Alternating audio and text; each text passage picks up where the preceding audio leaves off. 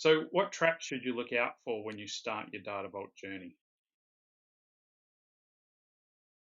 Yeah, I think that's so. We're dealing a lot with technical teams, to be honest. So lots of people who know a lot of technologies. They know Python databases. They know how to process data Yep. and so on, right? And they also know how to deal with infrastructure. So techies. The thing is, and I myself a techie as well. So I have a computer science degree, is my first degree essentially, and then got a MSIS degree essentially afterwards. So the thing is, techies like technology solutions, right? So technology Yeah. solves everything. That's maybe the best starting point for them. And the problem is that there's the biggest trap I think is that you start building the platform first. The platform essentially. That's it. The team focuses quickly on the non-functional requirements that you want to automate your deployments. You want to automate the data warehouse with Data Vault, right? You want to have a nice and fancy dashboarding solution and so on. So you look at all these technology solutions, you build a platform, but when you start implementing the first functional requirements, the first report, you realize that the platform you designed doesn't fit for your business, for your data flows from the source system, essentially, right? So there's something wrong, and you have to essentially rework your solution. So what we typically do is we make sure that the team is really focused on the functional requirements first, build some report. And all these non-functional requirements we have to get done as well, because the customer, the client, they want to have a reporting solution. They want to have that's the biggest business value for them. But they also want to have a solution that's compliant with GDPR or with other laws, that's automated in regarding testing, regarding loading, deployment, and so on. So they want all that. But the primary reason why they come to us to build a data warehouse is not because they want to have a data lake in the cloud. They want to have reports and dashboards. Yeah. That's the business value. So we focus the team on the functional requirements, but with every sprint, I expect that the team is also implementing some of the non-functional requirements, but not at first. Major focus should be on the functional requirements. That's a good lesson. I mean, they're paying for a platform, but what they really want to see is output, don't they? So yeah, Nols, what do you have to add? What problem are you trying to solve?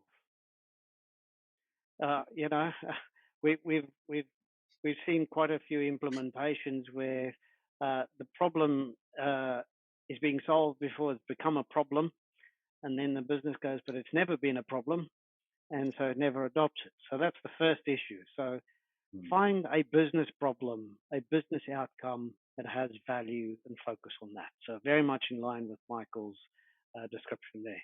So which then also requires some sort of champion, somebody that has both the responsibility and accountability, and therefore the appropriate political clout within the organization to own the program and be able to roll out the political stumbling blocks that invariably do come up in conversations within an organization.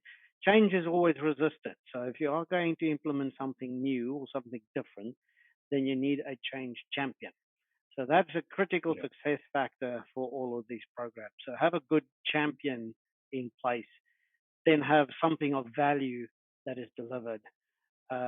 And we've seen a number of times replacing something existing is not good value.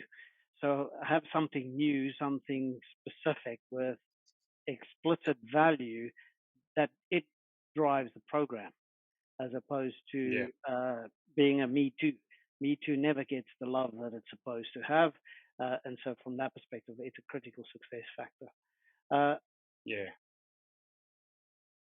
I mean, I get to engage probably at a steering committee level fairly often, and this all rings true. And to me, it summarizes up into: don't boil the ocean. Make sure that you do things in thin slices, and that each slice delivers value to some part of the business. It's we should all be living by that mantra, I think, and it's very easy for a governance body to say, let's replace that system so that we no longer are paying for that old legacy whatever. But the business doesn't.